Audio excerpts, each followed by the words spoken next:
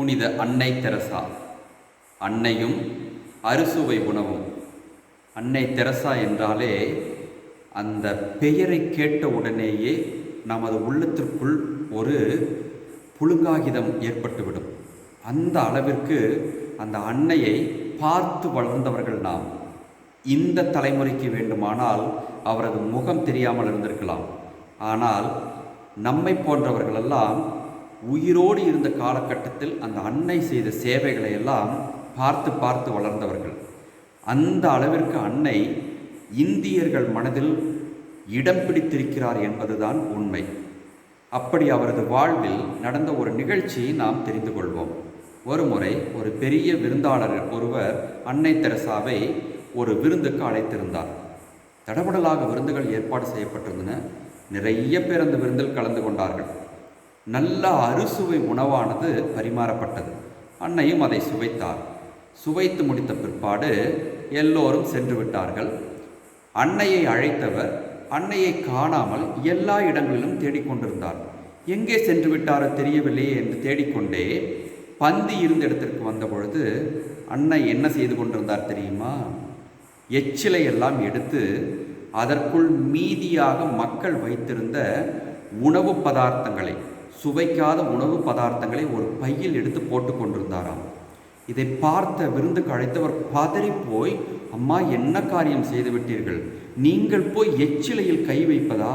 வேண்டவே வேண்டாம், கேளுங்கள், நான் உங்களுக்கு எவ்வளவு செலவானாலும் நான் தருகிறேன் என்று சொல்லி அவர் சொன்னபோது அன்னை என்ன சொன்னார் தெரியுமா? வேண்டாம், இந்த ஒருவேளை உணவு இல்லாமல் என் கண்ணில் பல லட்சம் பேர் படுகின்றார்கள் இந்த கொல்கத்தா மாநகரில்.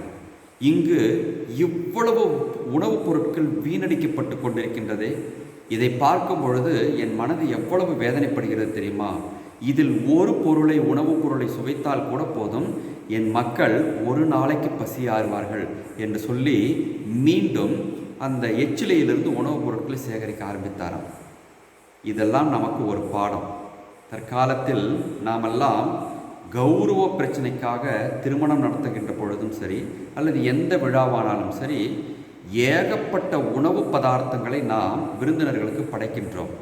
ஆனால் விருந்தினர்கள் அவ்வளவு உணவையும் சுவைக்க முடியும் என்று நினைக்கிறீர்களா? முடியவே முடியாது. மனிதன் போதும் என்று சொல்லக்கூடிய ஒரே ஒரு வார்த்தை அவன் வாயிலிருந்து எப்போது வரும் தெரியுமா? உணவிற்கு மட்டுமே வரும். மற்ற எதுக்குமே போதும் என்று மனிதன் சொல்ல மாட்டவே மாட்டான். அப்படி இருக்கின்ற பொழுது மிகச்சிறிய ஒரு வயிற்றுக்காக எதற்காக பல லட்சங்களை செலவழிக்க வேண்டும்? இதைத்தான் அன்னை தெரசா இன்று நமக்கு உணர்த்துகின்றார். அன்னை அவர்கள் உயிர் வாழ உணவை உண்டார்கள். அறுசுவை உணவை அவர்கள் ஒருபோதும் உண்டதில்லை. உணவை வீணாக்கக்கூடாது, அது கடவுளுக்கு எதிராக செய்யக்கூடிய பாவம் என்பதை நமக்கு சொல்லியிருக்கின்றார்கள். ஏனென்று கேட்டால், இயேசு கிறிஸ்துவே இந்த உலகத்திற்கு வந்து இந்த உலகத்தை விட்டு மீண்டும் விண்ணகத்திற்கு செல்லும் முன்பாக நற்கருணையை ஏற்படுத்தி விட்டு சென்றார். அதாவது தன் உடலையே உணவாக கொடுத்து விட்டு சென்றார், தன் இரத்தத்தையே பானமாக கொடுத்து விட்டு சென்றார். யாராவது நற்கருணையையோ அல்லது அவர் திரு ரத்தத்தையோ வீணடிப்பார்களா? அது பாவ காரியம் அல்லவா?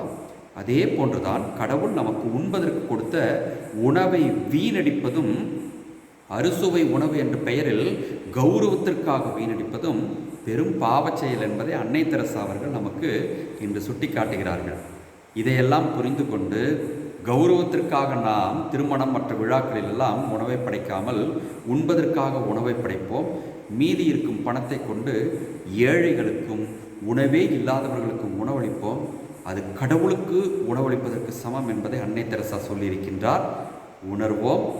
அறுசுவை உணவு நமக்கானதல்ல, அது கடவுளுக்கு செய்யக்கூடிய சேவை. எப்பொழுது? ஏழைகளுக்கு கொடுக்கும் பொழுது.